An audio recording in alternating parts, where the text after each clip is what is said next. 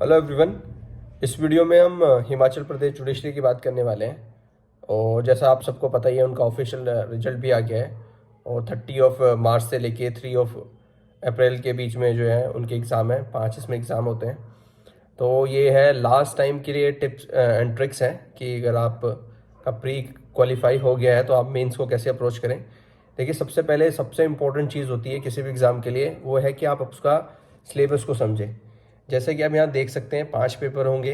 पहला पेपर होगा civil law 1 का, जिसमें सीपीसी, स्टैम्प और हिमाचल प्रदेश कोर्ट और स्पेसिफिक रिलीफ आएगा। तो सबसे पहले आपको इम्पोर्टेंटली फोकस करना है, पहले आपको इसमें फोकस करना है कि आप देखें प्रीवियस ईयर क्वेश्चन पेपर उठाएं कि किस किस टाइप के क्वेश्चन आते हैं, किस किस टाइप से आते हैं, कौन से क्वेश्चन ऐसे हैं जो रिपीटेड हैं और क्या आजकल करंट चल रहा है इन सब्जेक्ट से। तो आप उसी पे मेन फोकस कीजिए। अभी तक आपने जो भी पढ़ लिया है वो मेरे ख्याल से सफिशिएंट होगा, बट आपने अब तक जिस चीज़ को पढ़ा है उसको रिवीजन करना वो किसी नए टॉपिक को पढ़ने से ज़्यादा इंपॉर्टेंट है। आपने जो पढ़ा है और जो प्रीवियसली आए हैं या करंट टॉपिक चल रहे हैं, आप उस पर फोकस कीजिए, उसको पढ़। सेम आप सिविल लॉ पेपर 2 के साथ एंड क्रिमिनल लॉ के साथ भी करिए। जो भी प्रीवियसली क्वेश्चन पूछे गए हैं या जो भी रिपीटेड आते हैं उसको तो आप 100% रेडी कर लीजिए।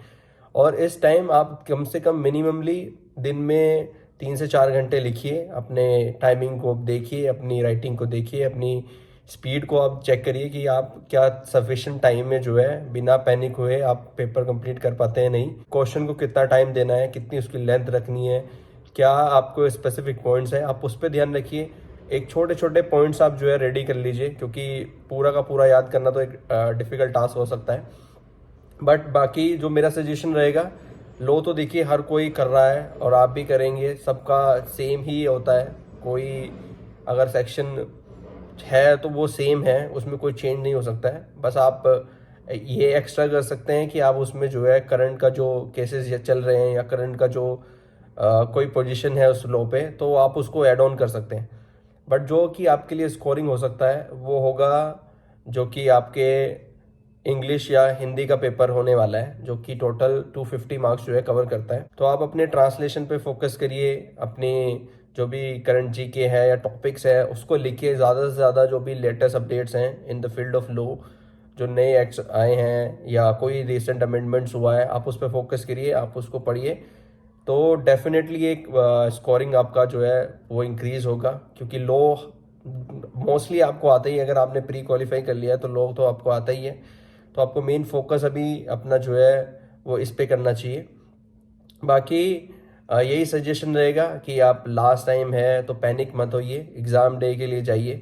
देखिए, टेंशन मत लीजिए, स्ट्रेस मत लीजिए, और जो हो जाए हो गया है या जो होने वाला है उस पर किसी का कंट्रोल नहीं है। तो आप अपना बेस्ट दे के आइए, पैनिक मत कीजिए और फ्रेश माइंड से जाइए। एकदम फ्री हो जाएगा तो ठीक है, नहीं होगा तो फिर से करेंगे। सो आप टेंशन मत लीजिए। आप देखिए, स्ट्रेस लेंगे तो आप जो आंसर में लिखना चाहते हैं अच्छा वो नहीं लिख पाएंगे। और इम्पोर्टेंट इसमें चीज़ बताऊंगा कि 11 बजे से लेके आपका 2 बजे पेपर है। तो आप अपने आप को ऐसे अकॉर्डिंगली एडजस्ट कीजिए कि आप रोज़ 11 बजे से लेके और 2 बजे के बीच में अपने आप को बिजी रखें राइटिंग में, कि आप जो है एग्ज़ाम लिख रहे हैं। तो ये क्या होता है, एक माइंड में एक हैबिट बन जाती है उसी सेम टाइमिंग में सेम चीज़ करने के लिए। तो आप प्रैक्टिस करते रहिए, सेम टाइमिंग पे आप करेंगे एक इन्वायरमेंट में, तो शायद वो आपको जो है जब आप मेंस लिख रहे होंगे फाइनल, तो वो आपको बेटर रिजल्ट देगा। चैनल को सब्सक्राइब करिए, जो भी लेटेस्ट अपडेट्स आते हैं या वैकेंसीज आती हैं वो हम इस चैनल में नोटिफाई करते हैं।